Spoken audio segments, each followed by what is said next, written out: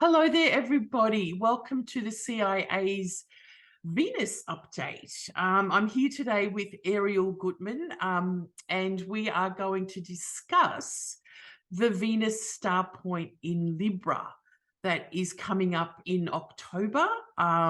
So welcome, Ariel. Thanks for joining me.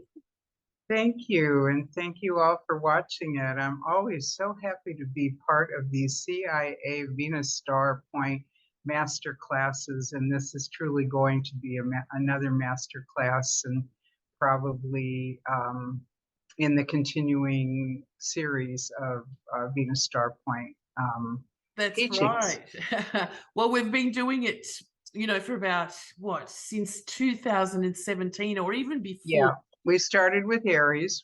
We started with Aries, and we've kept up the tradition that these sessions we're doing today, or that I'm recording at the moment, are to introduce something that we are doing a masterclass on the Venus star Libra, because it's just, as you were saying, Ariel, we've gotten together so many times and we've had these amazing sessions of, kind of what we bring together from the research about the star and the cycle, and the movement. And this one is really quite. It's the first time we're discussing a star point change, aren't we? Yeah, right. We won't do it. So this is big. This is big. This is big. So I'm going to share my screen so you can get a better idea of what we're talking about. This is a part one of the free panel. We couldn't do a panel with all of us together, which includes Kelly Hunter, Gemini Brett, and Adam Gainsberg as well, because we're all in different time zones, and it just didn't come together this week that we could all do it at once. And it's probably a good thing because there's so much to talk about. And we've got a recording that we were going to add to this with Kelly a little bit later. So hang in there. So yes, the Venus star point happening for the first time in Libra. What does it mean? What can we expect? And how we can embrace this shift? Ariel, I mean, it's probably something you've been looking at for a long time, because knowing that there's a star point shift that happens. Again, we weren't doing this in the 80s when the last, shift happened, were we? Were you aware of a star point shift? No. So again, for astrologers, this is a really kind of big thing to contemplate, I think, as well. Yeah, I don't think anybody in the astrology world or anywhere on the planet was aware of this Venus star and its movement and back in the 80s or 90s. It just really first came to light to some of us. No, the pentagram of Venus was definitely known about and written about sparsely here and there, and the retrogrades, but mostly they were using the heliacal rise, as in the shamanic astrology, like Daniel Jamario's school of shamanic astrology was using the heliacal rise as the point at which Venus, but mapping the 5 points of the 5 consecutive heliacal rises. So we've still got the 5-pointed star. But what I was working with when I was researching that, and somebody else, I think Erin Sullivan wrote a book on retrogrades, and she was working with the pentagram of Venus with the 5 retrograde cycles. But I looked at that and I thought, you can't set your clock to a heliacal rise. There's just different viewing. It varies, yeah. Clouds and mountains and fog and, everything in the way of really seeing Venus. And we were in the Mayan country in Chichen Itza for the Venus transit of 2012, and we were all anticipating and excitedly waiting to see that. And of course, in the Mayan country, I don't know how they tracked Venus so well all those centuries ago, but there's such thick cloud, fog and cloud cover. It was nearly impossible, but certainly we felt it. But so I mapped what my star point is about is the cazimi, which is the actual conjunction of Venus and the Sun, which always, in the retrograde cycle, it always happens at the midway point. You know, the Sun and Venus are moving towards one another. They kiss, they make their embrace, and then Venus keeps going that way, retrograde, and the Sun's going that way forward. And you know, they're stretching out. But then Venus eventually turns forward again, but it takes her all the way to catch up with the Sun until the next cazimi, which then becomes the direct, you know, evening star. So because you can time the cazimis, the conjunctions, precisely anywhere in the world, and I thought that midpoint, that changeover from morning to evening or evening to morning phase was really essential to looking at the core meaning of what the Venus star is to us and how it's embedded in our systems. Yeah. Well, we've definitely embedded it into our systems, and we've been following it for a long time. And I think we've, like fractals, it's spread from a lot of work that we've also done and collectively done as well. So this is the first session. I'll be talking to Ariel more, and then we have a live session as well coming up on these dates, September the 1st at 3 p.m. PDT, and you can register to join that as well. So or just look for part 1 and part 2 of these things to bring them together. And this is all in regard to, we're having a symposium. So this is a paid symposium coming up on October the 2nd with Ariel, Adam, Kelly Hunter, Gemini Brett, and myself in you know, 5 incredible presentations. 4 of them are on one day, and then I'll be doing a Q&A and a chart example version, because we've had so many, let's say, devotees to this that have come and studied with us as well, that we really want to talk about our own charts and what's happening, because this transition from the point that's been in Scorpio for all our lives now, you know, sort of peaks into Libra, is a really interesting thing to contemplate. Ariel, have you contemplated that in your own sort of chart at this point? I'm sure you have. Yes. Mm-hmm.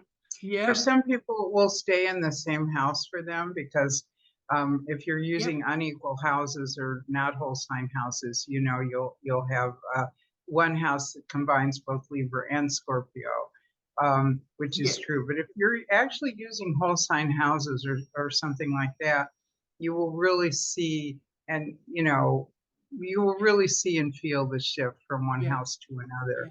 And I think that, I don't know that, because this is a the end of an era, and that's basically why I felt like Venus Star Rising, the name that came to me for Venus Star Rising was a new star is rising.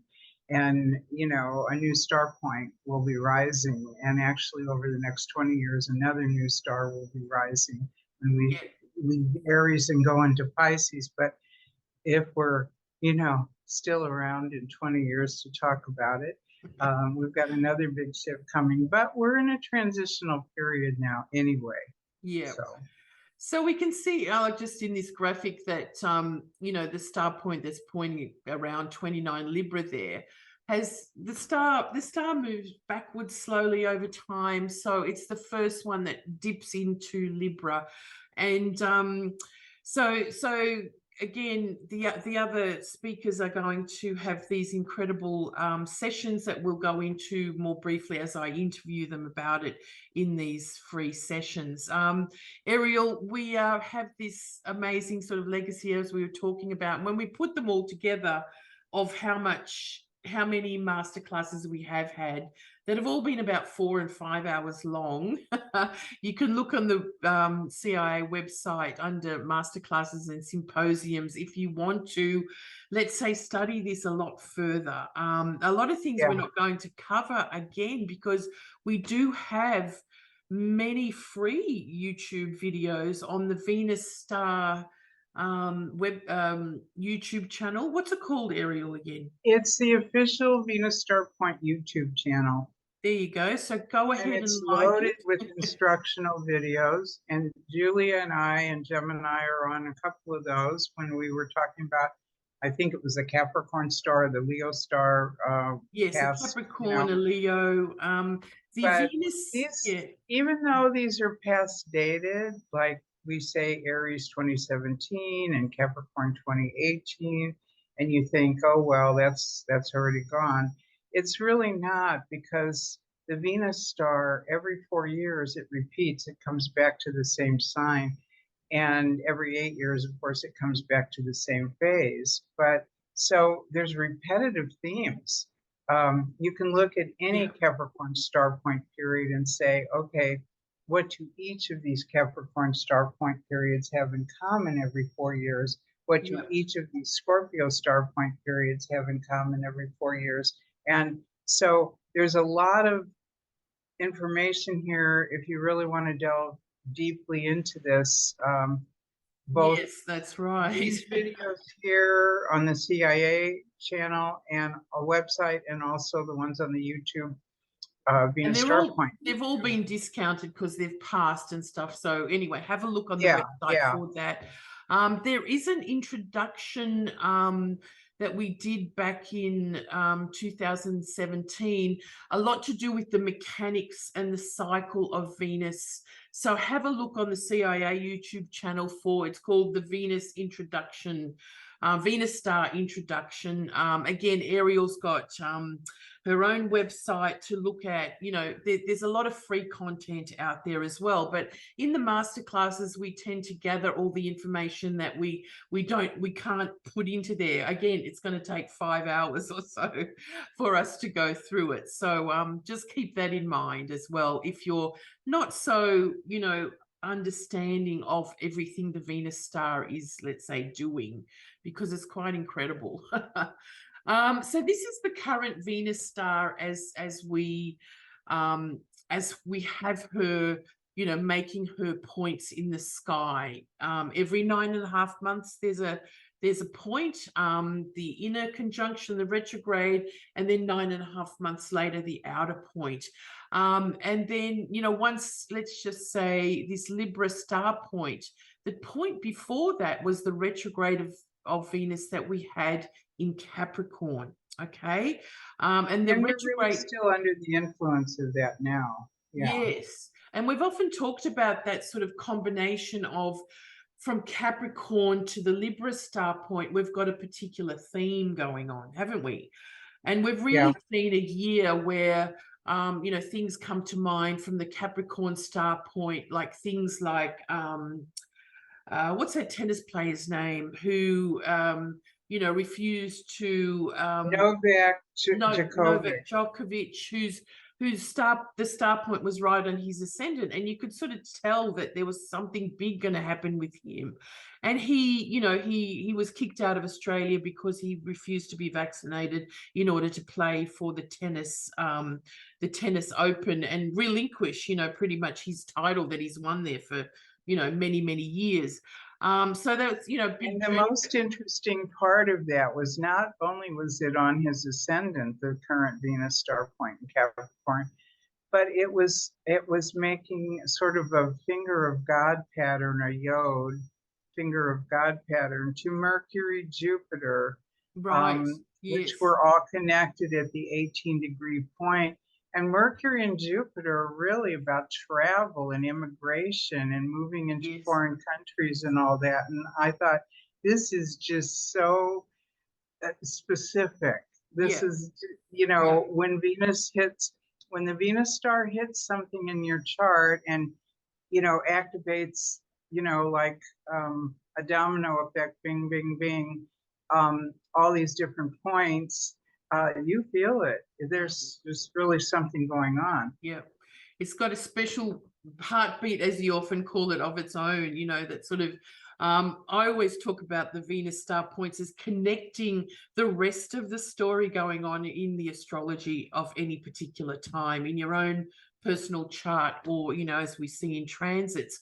And we've had this incredible, you know, there were so many like litigious, you know, court cases, big court cases happening, you know, throughout the year as well. You know, not only, you know, Roe versus Wade, what was it called? Wade.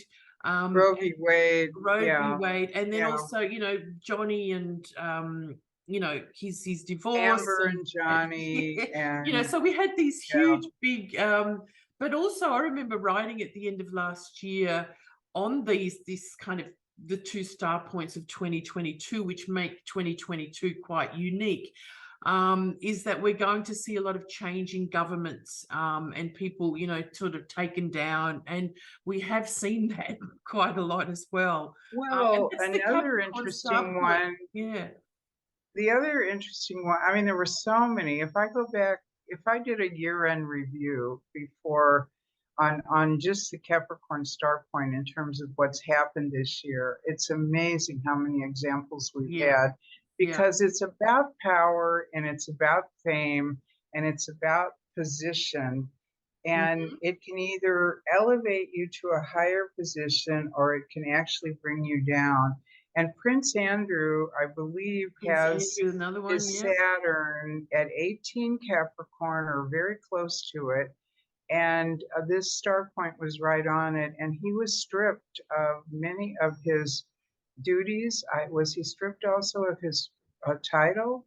But many things happened earlier in this year connected to that court case, or if they settled out of court, I'm not sure. But that was a big thing, you know, for the son of the queen to be, you know, to be.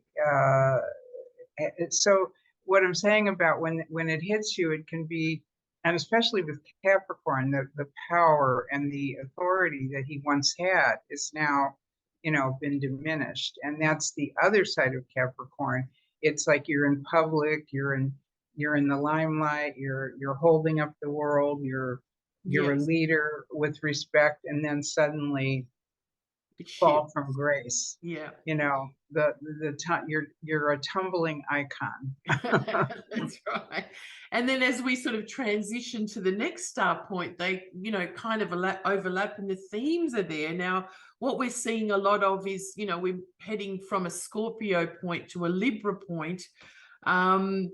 You know, the changing of alliances, the changing of, you know, people and who they're teaming up with, let's say, or ready to sort of, let's say, do more. I see this sort of move from Scorpio to Libra is very much about, you know, what have we become so entrenched about, and we need to sort of, you know, go back over, or, you know, lighten up.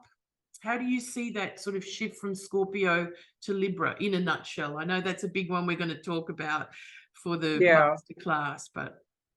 Well, this is the thing that when I was first working on this material that got me the most excited about the changing of the star point. Because if it was happening the other way, I might be more fearful, but it was happening this way, which if you look at these 5 star points, you're going to see 3 of the 5 are signs that have Mars as either the ruler of, or it's exalted in Capricorn. It's a ruler of Scorpio. It's a ruler of Aries. And so 3 of the 5 are Martian dominated. And I had been thinking about our culture even way before I discovered the Venus star and wondered, why is everything you see now in media and entertainment and everywhere around you, swords clashing and blood and so much violence, slicing up and monster movies, scary things. You know, when we were children, okay, monster movies, a little bit shadow coming out of the dark, you know. But now slash, slash, slash, and they'll go on it for 10 minutes, you know, slash, slash, slash, and screaming beyond belief. And so I was thinking, how did our culture and the video game thing with all the killing and the shooting and the, get so empowered. One thing that these 5 star points do to a cultural level is because Venus rules values. And in our personal life, it's our personal values. But in a system like this, it's cultural values, and it's the empowerment of those particular industries or energies that are connected to a certain sign. So we saw a lot of Martian military spending over the top, just out of control, basically, at least in the And US. I don't know wars. about other countries, Mm. but military, build up, build up, build up. And all this Martian stuff. So what we're getting with the change of Scorpio, a Mars ruled sign, moving into Libra, a Venus ruled sign, is finally Venus is on her own star. And in our lifetime, that really hasn't happened. Yep. You have to be almost 90 years to 100 years old right now, alive, to have witnessed a Venus ruled sign on the star point. That would have been Taurus, which Yeah. terminated in the late Taurus. 20s, early Yeah. 30s. Yeah. Yeah. So yeah, very, very interesting to contemplate that sort of move from, the depth of Scorpio, moving out, somehow lightening up or changing the dynamic, definitely.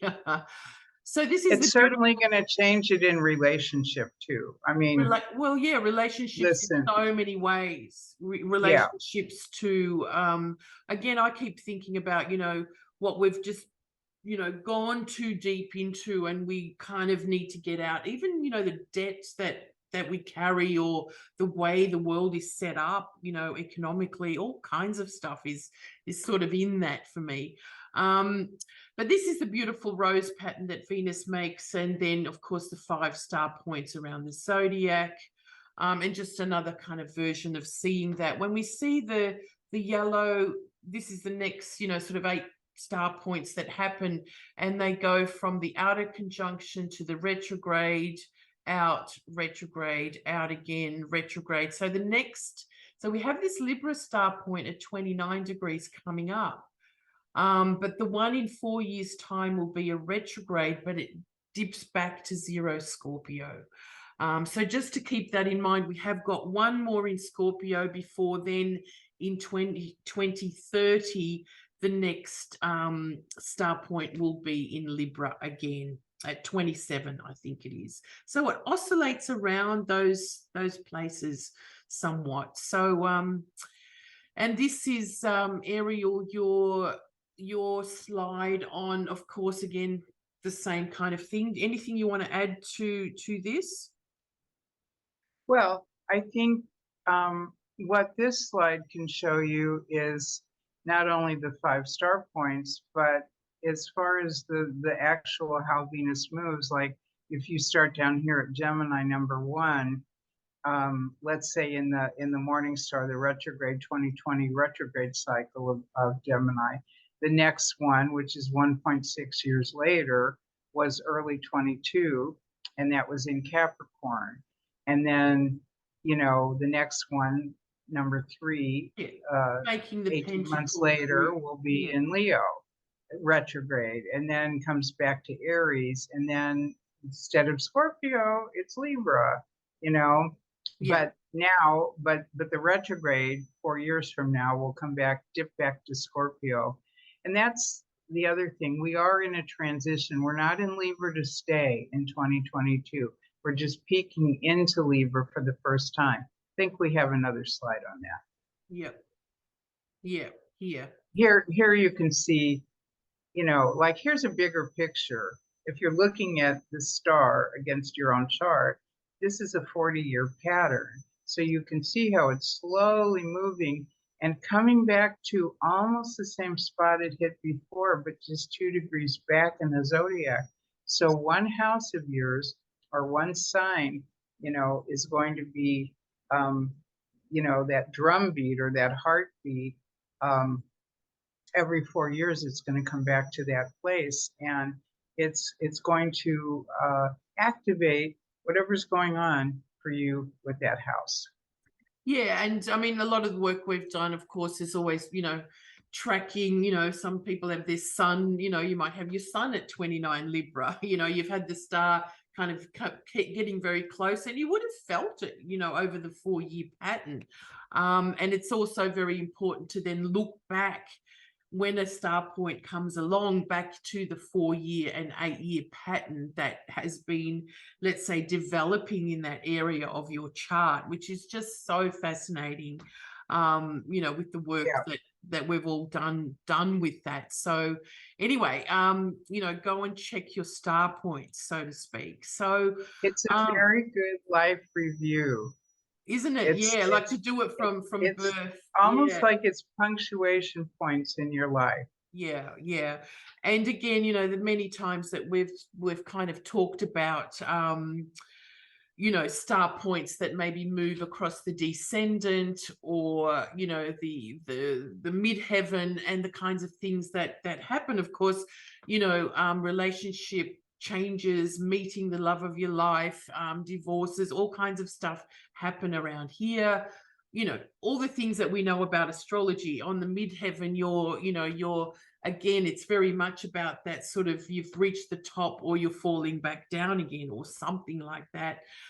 So you've got to see your own pattern, though, don't you, Ariel? Because Yeah. where we're heading now, astrologers have always made much more attention to the retrograde of Venus, right, as being Yeah. Yeah. much more significant. But again, the studies I've done, that I find this outer point as significant when Venus, she's about to, let's say, go behind the sun in a Mhm. week or so, Mhm. and Yeah. disappear. And she disappears for about 60 to 80 days sometimes. Now, when Venus is retrograde, of course, she's closer to the Earth. She disappears for about 8 to 12 days. So this star point on the outer side, I say it's as important as Venus retrograde, because Venus is keeping time with the sun for the longest time. It's almost like Mhm. for about 40 days, they are moving very closely together, like within Yeah. 5 degrees of each other. So it is like a kind of a, again, they're making pace, because Venus overtakes the sun, so she's moving very fast. But it's, Yeah, and again, it then peaks at the star I point. compare that to two cars on a highway that Right. are one's trying to overtake the other, but they're both going about the same speed. But Yeah. one's only going, let's say, 1 or 2 miles faster than the other. It's going to take a long Long time to time. clear Yeah. the path of the other. And when Venus is moving direct and moving almost the same distance as the sun, it does take longer. So for her to clear, Clear out off. of That's the right. bright Yeah. light of the sun for you to be able to see her in the sky. Um, and I also think that's such a romantic notion that the evening star conjunction, what produces the evening star, which is the superior conjunction, that Venus and the sun are staying in their embrace a much, much longer time. Yeah. And she's much slower to move away from that and be on her own and to show herself. Whereas in the morning star, they're coming at each other. They're having a powerful encounter. She's continuing this way, the sun's continuing that way. And so the Yeah. reason she's such so short in disappearance is because she clears that shadow of the sun very quickly, and she's visible in the morning star sometimes shockingly quickly. Yeah. You She think, pops oh up my again gosh, very Venus is quickly. already up. That's right. Yeah. She pops down and then she's up again very quickly. So it's just something to really keep in mind, that this kind of, let's say, sequence, or Venus riding with the sun for so long, is really quite a significant part of her, or her whole cycle. So again, and then that heartbeat, that it's just every 4, oh, hang on, where did I go? Sorry. Every 4 years, we will have a point either here or there. Every 8 years, it will return to the retrograde point. Every 4 years, it will will be on the opposite side. So again, these 5 points are reiterated just endlessly in your own astrology. Now, just to reflect, this is one Venus cycle, and she's about to disappear over here now behind the sun for 80 days, or 60 to 80 days, depending on where you are. But the important thing is about the one full cycle is that it's 1.6 years. And without getting too much into that, again, there's many videos that have been done, and in the symposium coming up, Gemini Brett's going to put together some, as he does, amazing sort of work and graphics and videos to do with this incredible 1.6 year ratio of Venus's cycle. So keep that in mind. As we know, the 5 cycles happen in 8 years. So the 5.8, you know, translates to a 1.6 ratio. And that can be seen in not just what I'm talking about here, but in many facets of the Venus cycle. Again, it's just so fascinating, isn't it? You know, when we think about how this relates to creation on Earth, and that every, you know, star point is 9.5, you know, months apart as well. You know, to the bigger mechanics and the timing of the Venus cycle of, you know, 250 years, let's just say, for the Venus star to be a complete circle of the zodiac. So anyway, anything you want to add here, Ariel? Because again, this, you know, I don't want to spend too much time on it. No, we won't spend a lot of time now, but I think if you're into sacred geometry, this is where I really connected it when I was working with these, the phi ratio and the divine harmony and the golden section and everything that we've always been told about harmony and beauty and so forth in life and in art and in design. Is related to the Venus cycle. And so I thought that was really beautiful that Venus really is truly what she's always said to have been, you know, the principle of harmony and grace and beauty and all that. Yes. And so that's why you get a picture like this from Botticelli of Venus. And, you know, there's something so beautiful about the flow of this, you know, and about the, you know, the grace and there are the 3 graces, the seasons and the, you know, and she's floating on that shell. And I love the idea of her floating on a shell because it's the seashells also, so many seashells that have that Venus design orbit embedded within them. And so that isn't a mistake either. You know? Yeah. But if you're really into numbers and sacred geometry and all that, I mean, I think all of astrology basically is sacred geometry. You could say it is, because if you start measuring things from all the planets and things, you'll get really interesting things. Yes. But Venus is the one that produces this golden mean, this phi ratio, this Fibonacci. Yeah. Yeah, no, it's amazing. So look into that further, everyone, or watch some of our other videos and stuff. So, yeah. So this is the chart for the exact time of the Venus star, yeah, exactness, let's say, 29, 26. She's the point is actually conjunct Haumea, and there's an eclipse 2 days later at 2 Right. So we're going to get into that a lot more as we go. I just wanted to point out that that's also there was the degree of the moon for the Aries ingress this year, 2022. So, you know, the moon, as many of you would know, the Aries ingress is a time that we look at for the flavor of a year ahead astrologically. So, you know, she was already very much in part of, you know, of the story of 2022 through that ingress kind of, you know, heralding, you know, what's to come. So this is now, as we look at the current Venus star, and these are all the points that she's sort of making in the next, you know, 4 years, okay? It's the same exactly star that was made in the 1770s, because for a whole, let's just say this Venus star in Libra point, for that to do a full circle on its own around the chart or around the zodiac is 250 years, or it's like 248, 250 years, very much the same as a Pluto cycle. So we'll find Pluto in the same position.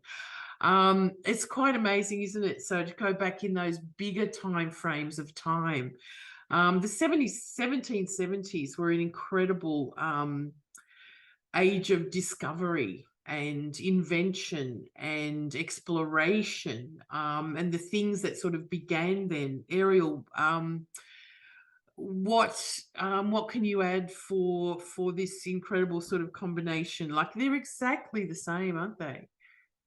Well, Pluto is a 248-year cycle, and the Venus star is actually 1/5 around the whole wheel. It's like when the head star rotates all the way to the next arm, and then that arm becomes the leg, and then that leg is the other leg. So 1/5 of the wheel is actually 251 years. So they're 3 years apart, but close enough in that type of number that we're working with, Yeah, that so we type of got mathematical 71, yeah. value, close enough. And what I found fascinating about it is, of course, everybody these days is talking about the fact that the United States is in the middle of its first ever Pluto return to Capricorn, but it's also approaching its first ever VenusStarPoint return, because it was also born 1776, as we know, is the Declaration of Independence. The United States was born with a 1-degree Scorpio star point. And in 2026, when this star point of our current time goes back to Scorpio, because it's going to be 29 Libra now, 4 years from now, 0 Scorpio, 4 years after that, back to Libra. So it's shifting in this next 8 years. This is the transition point. Yeah. So between that 8-year cycle, when Venus first entered Libra back then, 250 years ago, we had the American Revolution, and we had the independence from Britain. And we had, you know, a war of independence. And, you know, we can look at Libra as being, and Scorpio for sure, but it was the Libra star, but it was approaching back to the Scorpio star when the fighting actually took place and the declaration was actually made. And so that was the breakaway. That was the big breakaway from the British Empire. You know, the colonies became sort of independent. And I don't know, not to get too political right now, but I don't know if anybody's tuned into American politics, but we are having a revolution right now. We are having a civil war right now. We're having, you know, the whole thing seems to be breaking down, and just, it's so worn out. It's so tired. It's so not working. And both sides agree that it's not working, but nobody's come up with a solution of how to get it working. And it's sort of a breakdown of, because we're repeating a time in history now where the Constitution of the United States, where first of all, we had the Revolution, and a few years later, we had the Constitution and all of that. And what, you know, are we even following what's in the Constitution anymore? The laws seem to be easily breakable by anybody.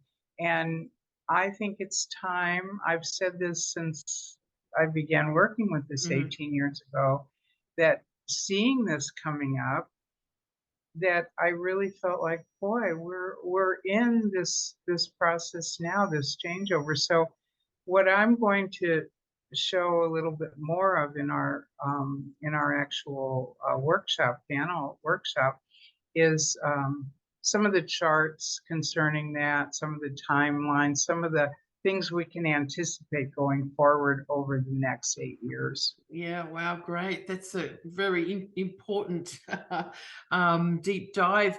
I mean, the other thing, for Australians is that Australia was discovered at this time as well. So, a Captain Cook came and took That's the right. land for the empire.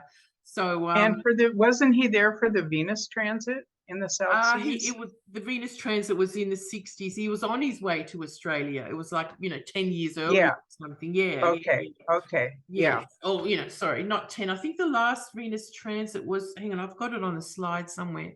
1766 or something. Okay. But I know Captain Cook played a really big role when I was doing historical research. He played a really big role in the last Venus transit, two Venus transits ago, actually. Yes. And also in the, I didn't know about the discovery of Australia, then that is really big. Yeah, well, that's so when, that means it was your around country, a long time before that. So that probably means Australia's going through its own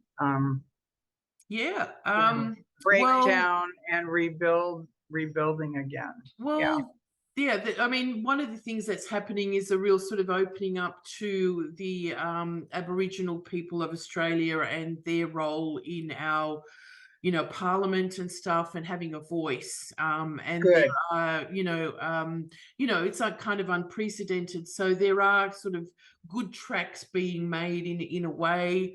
So, it just, again, very interesting times for us as well. Good. Okay. Great. Yes. And that would make sense with the discovery of Australia to be kind of mirroring, because it's not like Australia wasn't already discovered. The Aboriginals were there for a long time.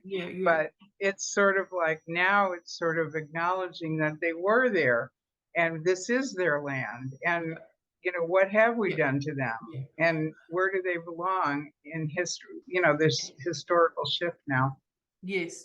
A lot of people have been calling, the day of, Captain Cook's landing that we celebrate as Australia Day as Invasion Day as well for, the last 10 years or so. So, a lot of things to change, and necessarily so, which is good. So let's hope that continues.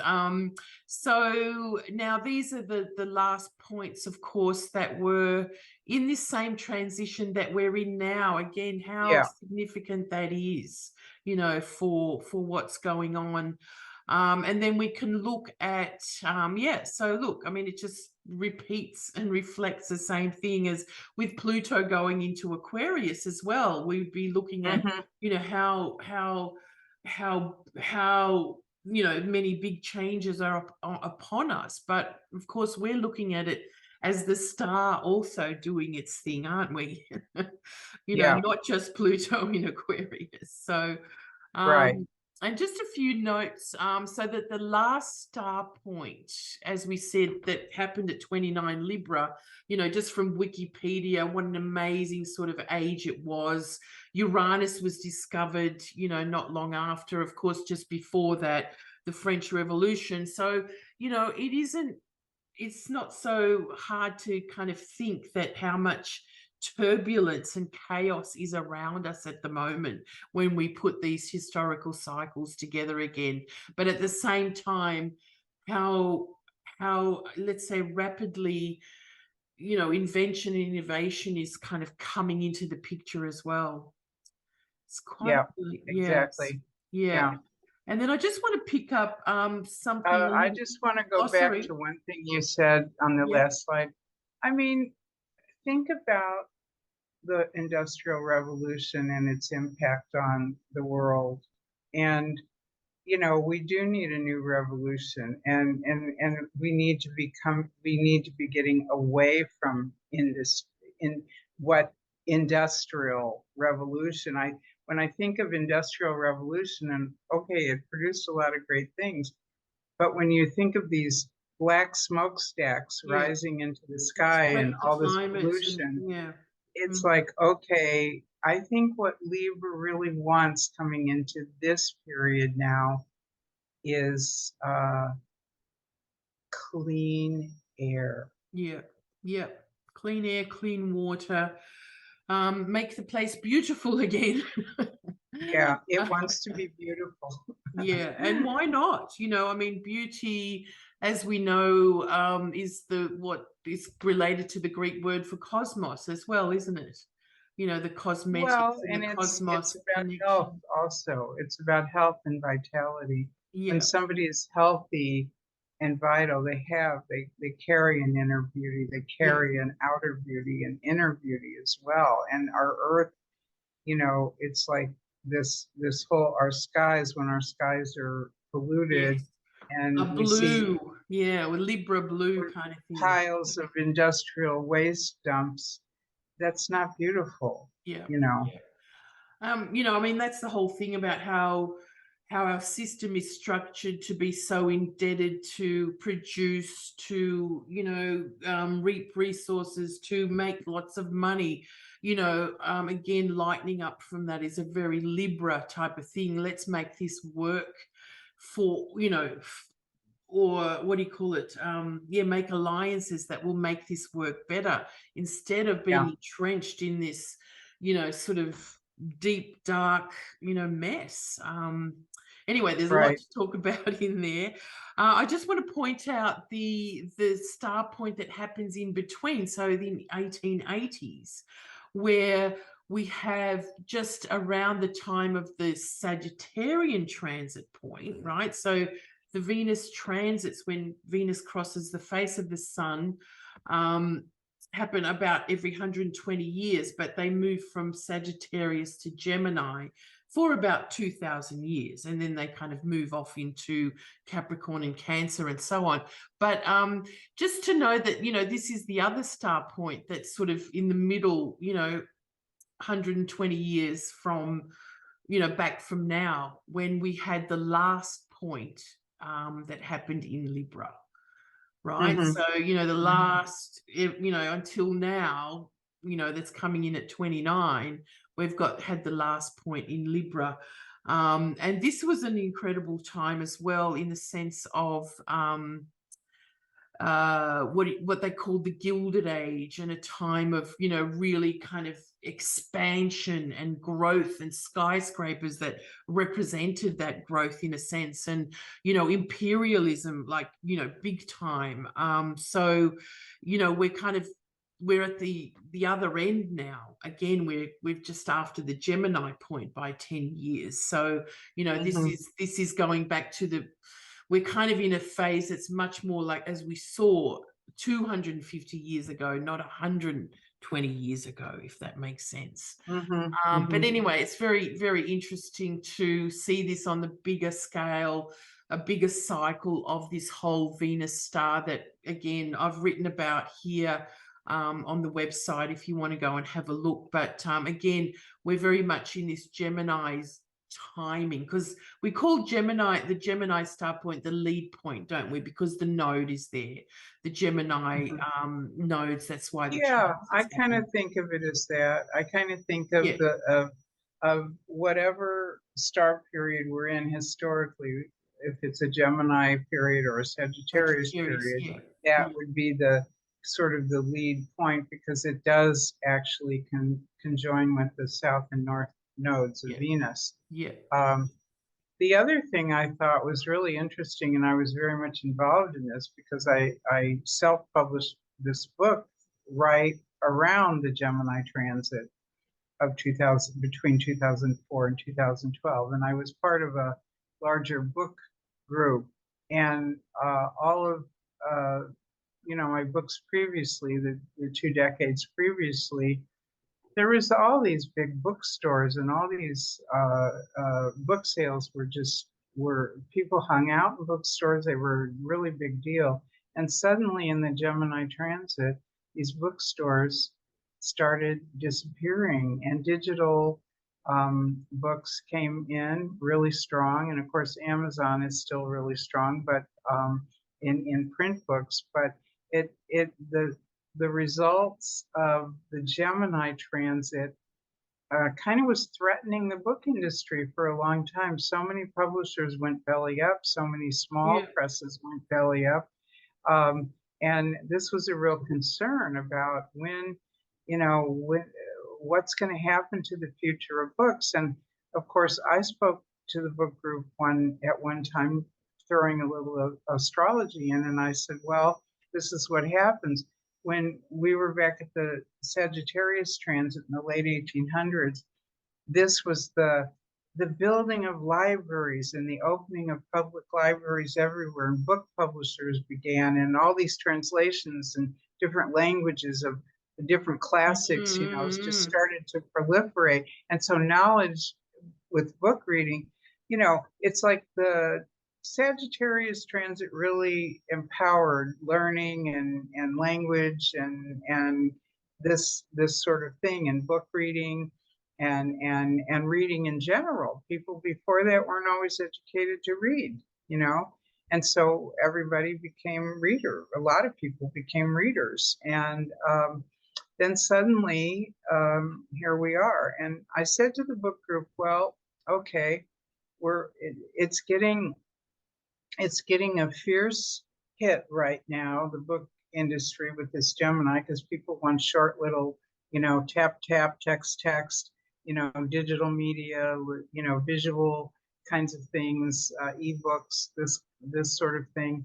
But I believe that when the Libra star comes back in the 2020s, that Libra is going to bring us back to that again. It's going to bring us, there'll be a resurgence. I think there'll be a resurgence in book companies and publishing companies and books that people really want to hold on to and read.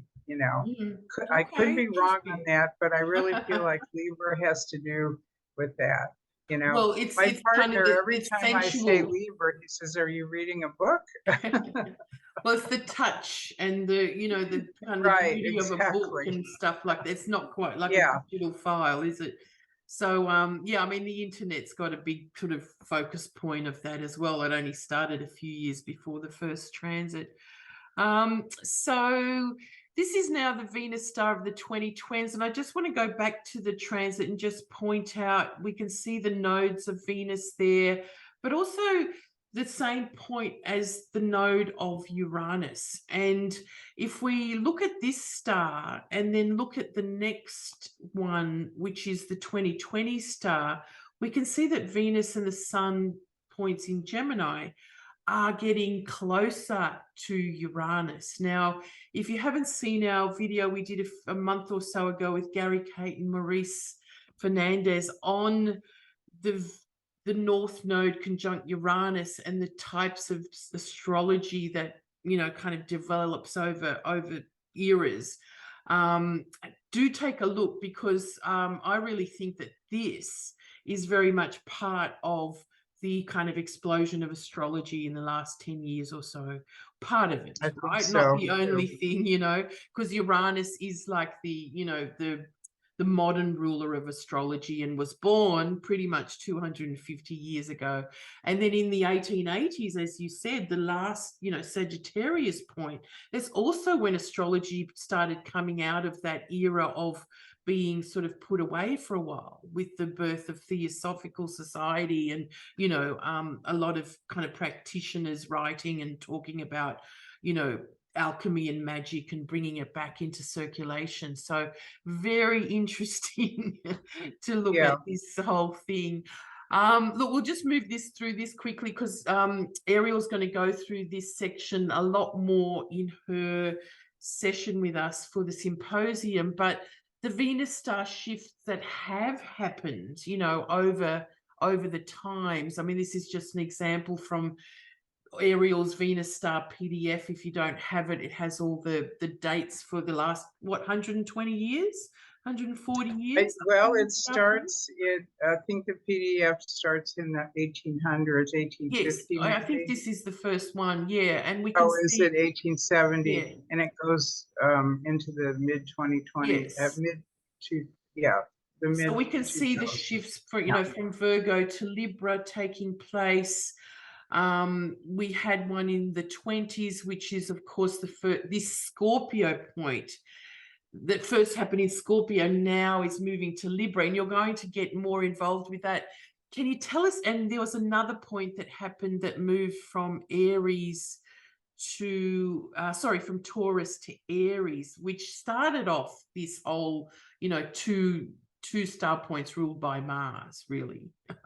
Well, the thing that hit me when the last star point of Aries, the last star point of Taurus was happening, and the first star point of Aries occurred in 1929, Yeah. there was the Wall Street crash. Yes, and exactly. I thought that that had a lot to do with the whole 100-year plus cycle of Taurus ending, with banks Amazing. and investments, and all of that was kind of in a flurry. And now we've got the other sign of wealth and money and so forth in Scorpio kind of coming to a termination point. And what's that going to do to how we exchange currency, what kind of currency we exchange? There's been so much crypto, there's been other kinds of investment things happening on the side, and a desire to kind of get away from the big banks, and how we do trading, how we do bartering. I think Libra is more of a bartering kind of system, a fair exchange. A fairer exchange. Fair exchange. Yeah. Which is, you know, something to really look forward to, because it's gone so out of whack. These, you know, the bankers, they get away with so much, as we know. So that's really, really interesting. I can't wait to hear more about that. And then we had one during the 60s, of course, from Cancer to Gemini, and the wild 60s. You know, changing our minds about so many things and talking about it, and, you know, expressing ourselves. You know, interesting backdrop also to so many other things that were happening astrologically there. That's why we love the star, don't we? Because it's got so much more information for us about certain eras. And then is this the latest one? Yeah, these are the last ones we've had. So we haven't had a Venus star shift since you know, the late 1980s. Any comments about that particular era? The 80s? Or the late 80s, when these two shifted? Yeah. I mean, we left Aquarius and went into Capricorn, and I think it's the 80s were very conservative politically. We had Margaret Thatcher in Britain, we had Ronald Reagan in the United States. We had this interest in what I would say, when we left Virgo and we left Aquarius and went into Capricorn and Leo, their corporations particularly, this is the point I want to underline, corporations particularly started partnering with the government, and they started becoming more interested in taking care of their shareholders than they did their employees. And so all of the ways that in the 70s and before that, that you used to want to be part of a big company, and you used to want to be part of that family because it was like more of a family. You got pensions, you got certain kinds of insurance, you got all these different kinds of benefits, and you and your family could feel somewhat secure there. And suddenly all of that went away. It was sort of like, no, we don't care about our workers anymore. Well, it was big money, big finance, big, you know, big production. We're concerned about our shareholders. And so basically the value system changed, where those in charge decided, we're going to reward our shareholders and not our employees. Yeah. And overall, I mean, this is what we're kind of seeing as we are approaching the star point. And there's another, and this is the shift here now, the values are going to, let's say, promote the change, aren't they? the values that we hold. And we've been so disillusioned by the big systems that, you know, govern us, that, you know, over the past, that, you know, it's time for that change. And we are seeing those happening here and there, aren't we? In so many ways, you know, however kind of slow and frustratingly slow it seems, it is happening. So let's have faith in that for the next, you know, star points of shifts. And then we're going to have another shift from the Aries point to Pisces, but that's only in 2040. So interesting times ahead, Ariel. That's for sure. Yeah. And that's another Venus-related sign, Pisces, because we've got the exaltation of Venus in Pisces. So we're slowly moving on the star wheel towards a little bit more Venus coming in and the diminishing of Mars. So it is going to change the way people relate to one another, definitely, and how we do business and how we prosper. It's not just it's not going to be just a me kind of era. It's going to be, I can't win unless, you know, you win as well. It's got to be a win-win for both. Yeah. Well, you know, it's also interesting, I think, the star point going past 0 Aries as well, or hovering in that area, you know, over this kind of transition time. So watch this space. As we know, 0 Aries is a very, you know, important cardinal point. And that's only 11 years away, that point. And the point you make about that is that you mentioned the 60s when we went from 0 Cancer to 29 Gemini. That was the 60s, with the last time the Venus star hit a cardinal point. The next time is the 2030s when it hits the Aries point. So get ready, guys. Because it hasn't hit 0 Capricorn yet, because it's going back to that. And it hasn't hit 0, what's the other one? Libra. That'll be a long time. That will be at the end of this. So very, very powerful. So just kind of wrap up a bit. I might leave this to talk more because, Ariel, we've already gone for an hour. Oh, okay. Well, maybe, you know, have we already done the thing, or no? We've got more to say. We do have well, there is more to say about this chart, but I might leave it for the next session. But you know, it's a really interesting chart. Just let's have your two, you know, kind of words about this. There's some really significant things happening. Saturn is stationing. Mars is stationing. It doesn't look like it, but he's about to go retrograde in that same degree a week later or so. You know, Jupiter at the 0 point, the cardinal point as well. You know, about to go back to, you know, Pisces again. The star point, of course, squaring Pluto. I mean, these are all the things we're going to sort of delve a lot deeper into in the personal charts that I do for the session, for the symposium. And Gemini, I remember, I'm sure we'll talk about it in part 2, but the exact biquintile to Neptune, which is, of course, you know, the 72 degrees of the Venus separation points to, you know, like from one retrograde to the next, or from, you know, 144 degrees. So that's an interesting connection to you know, Neptune there as well. Something, you know, quite sort of magical and mysterious to be involved with all of this as well. I think we'll actually see quite a few surprises around that time as well. I mean, we're talking about a bigger sort of influence of this chart, you know, and the meaning of this first Venus star point in Libra, but there's a lot more behind it, isn't there?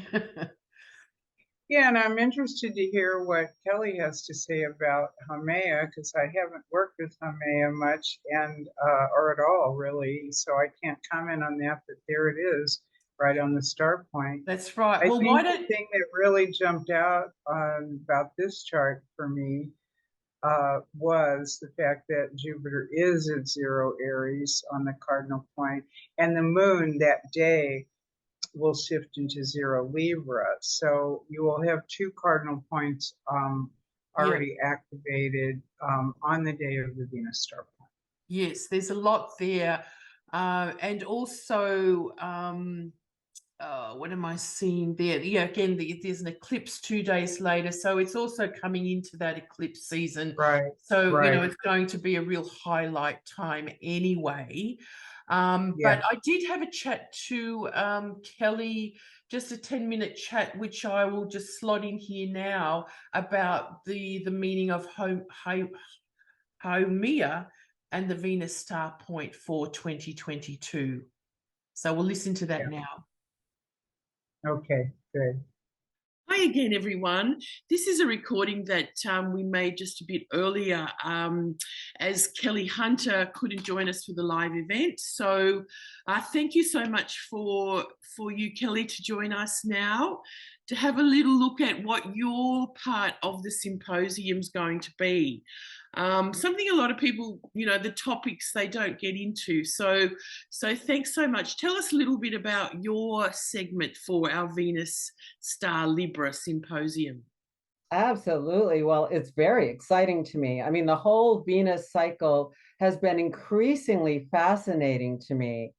And, the part of it I haven't gotten into as deeply is the second Venus star when she's on the far side of the sun. Right. And that's why I'm really, really interested in this, and also feel like, between the what we call interior conjunction and the exterior conjunction, it's kind of like a heartbeat. It's like put-um, it's like put-um, or something like that, because we have that heartbeat. So yeah, very much so. Call that too. And so this one especially grabbed my attention when I first looked at it and saw that it was exactly conjunct Haumea. I mean, almost to the minute, but certainly in the same degree. And that's been part of my research in the last number of years, is the Kuiper Belt, and what the Kuiper Belt is about. Being named for mostly indigenous creator gods from all around the world, and a few underworld gods to move through to get there.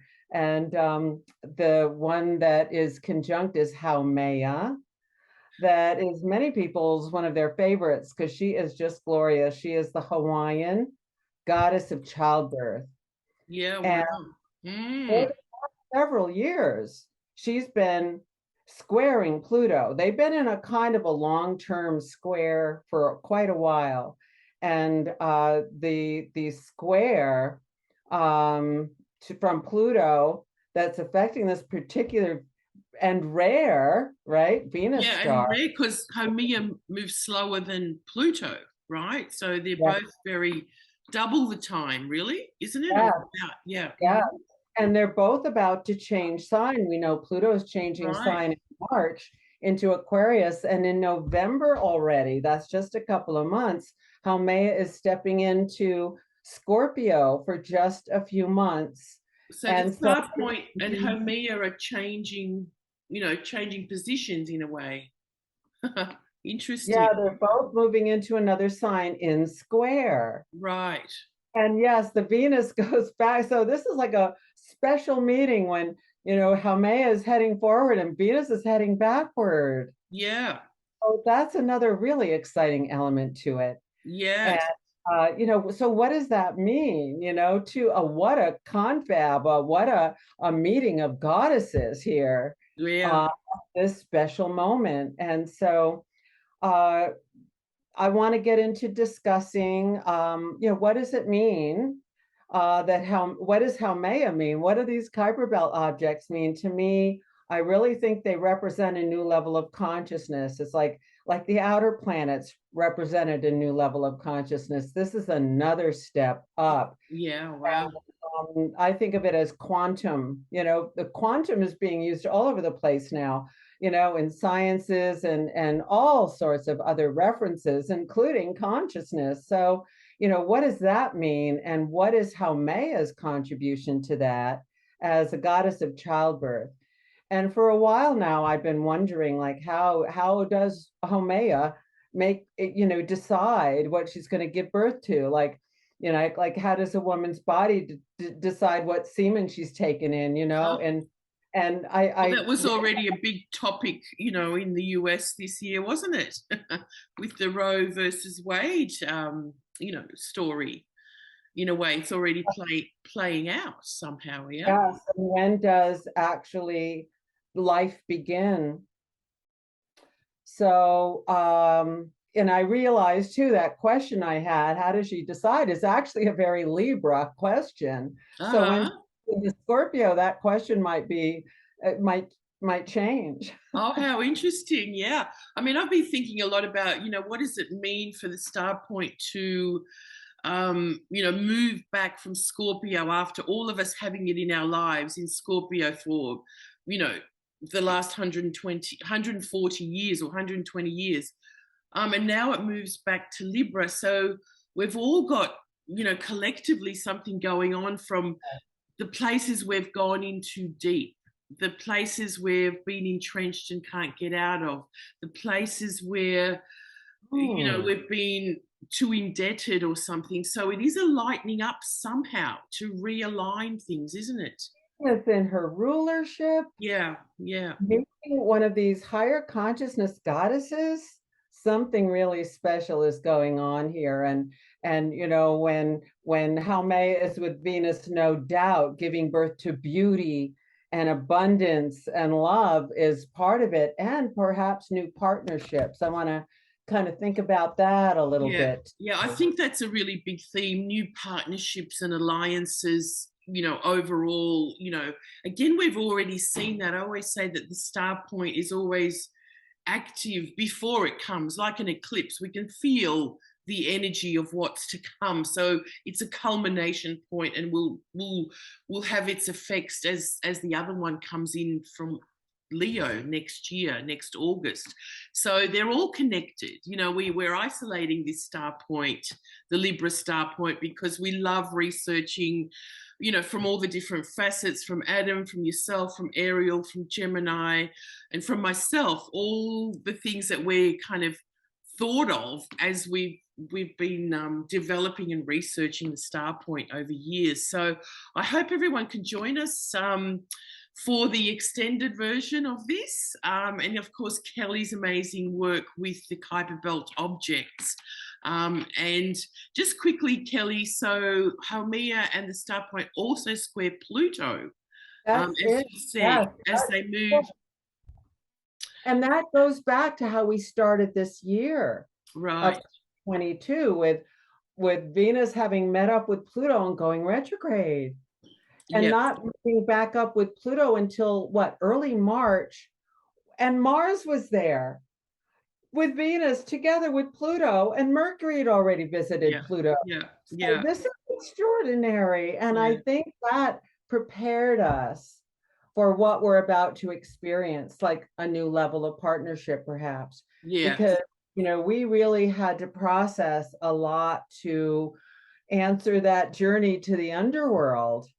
And to have Mars and Venus meet up empowered, and then moving into Aquarius together to help continue to open this new era we're moving into. At the same time, and it has been such a Mars-Venus year as they coupled up for such a long time, as you said earlier in the year. But of course, they're rulers of the nodal axis. And of course, just a few days after the star point is an eclipse in Scorpio. So again, we've got these real, Venusian, but also Martian themes that are just really presenting themselves like in our, very strongly. So my segment for the sessions is going to be different from the day where the four of you get together. I'm going to get the group or who can make it at the time, and we're going to look at each other's charts and discuss. So it's like the personal journey to look at, what the Venus star shift means for us Okay, so we're going to have discussion and look at, a few example charts. So I really hope you can join us because of, the quality experience you'll have with these great astrologers, Ariel, Adam Gainsberg, Gemini Brett, and the wonderful Kelly Hunter. Thanks for doing this with us, and we really look forward to the 2nd of October when we can get the lowdown. All right. Yes, I'm looking forward to it too, and I so appreciate the invitation. Thanks a lot, Kelly. So make sure everyone have a look at the program, and of course do book in for the whole event. We'd love to see you. So as we, just before we finish, this is like, again, if you want to know more about, again, this incredible cycle, not just only the Venus star cycle, but also just every synodic cycle, like every 584-day journey, then, follow us on social media. We have an incredible magazine called Time Lords that for the last, this has been our fourth, I was going to say episode, fourth release. And in all of them, I've talked about, some aspect of the Venus star cycle and Venus phases. So do have a look there. There's all these diagrams are in there as well, so you can do more study. But we're about to, let's just say, here we have on September the 15th is, let's say it's a roundabout date in a way when Venus will disappear behind the sun. Okay, so that's our kind of next part of the journey.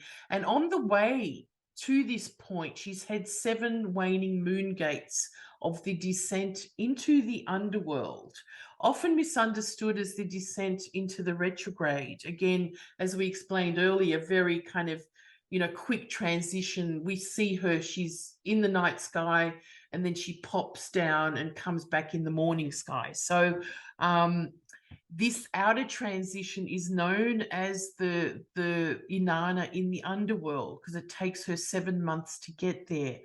So again, I've written about that in Time Lord. So if you want to sort of take the steps and look into that cycle, a lot of people do it now, which is just gorgeous, following, the moon and Venus conjunctions in the evening sky, in the morning sky. And then you do it again in the evening sky when she reappears. And she's only coming back around the end of October. End of November. Okay, so this is now the time that then we look for her again, as she reappears in the evening sky, and then gets higher and higher and higher over 7 months to come out of the underworld. So, I don't want us to think about, that we're all going to the underworld in this phase, because it's an incredible, if you look back at your own cycle, you may find that these have been incredible times of self-empowerment, changing something really quite radical in your life, in regard to relationships, career, or, various other things. You have to look at where that point is of 29 Libra for yourself, and then look back at the cycle, 4 years and 8 years cycle, to really get your story. So all these graphics are there for you to use in Time Lords magazine. And before we go, we also, and Ariel, I wish you would be here for this, but I know you've got a very busy September, traveling again. I'll be at Omega in New York to do the premiere of the VenusStarPoint Libra workshop weekend in September, but then I'll be with you in early October to do the panel. So those are the 2 big events, and there will be several other ones in between. Yeah. And in Melbourne, Victoria, just 90 minutes out of Melbourne, we're having a Magic of the Cosmos retreat, all based around Venus, and at the weekend of the Venus Star Point, which happens at, I think, 8:17 in the morning on the Sunday morning here in Australia. So we've got a really amazing program lined up. We've got Alex Trenoweth visiting from the UK, who will be doing some family dynamic astrology. I'll be doing some more Venus star work. We've got some magic coming up with some of the girls and making potions and timing it with the planetary hours and the rising and culminating of Venus. So you're going to learn a lot if you come, and we really would love to see you there. So all of this is also part of, you can get discounts for the symposium coming up, the Venus Symposium or the retreat, if you are a CIA member. And now we have an incredible monthly payment system, so it makes it easier to belong, and you get a 20% discount. For this webinar, for this symposium coming up. And we've got an early bird, Ariel. Make sure you tell everyone there's an early bird of 20% off for this symposium, which makes it $96, and an extra 20% for CIA members. So really great reasons to join us. All come to this, because it's going to be incredible. I can't wait to hear what all the agents have to add to our session there. So thanks, Ariel, for joining me for that today. It was really always longer session than we thought, but again, such an interesting topic. So good luck with your travels, Ariel. Thank you. To Omega and New York and back to America. And we will see you on the 2nd, beaming in from where you'll be in your home, old home. I'll be in Santa Fe, New Mexico at that point. Yeah. Okay, great. So my old hometown. And so I look forward to being with all of you then. It's always a great pleasure to be in one of these masterclass symposiums with the CIA and Venus Star. So thank you all for tuning in. Thanks, Ariel, and thanks everyone. Hope to see you there. Get in touch and do book in. See you soon.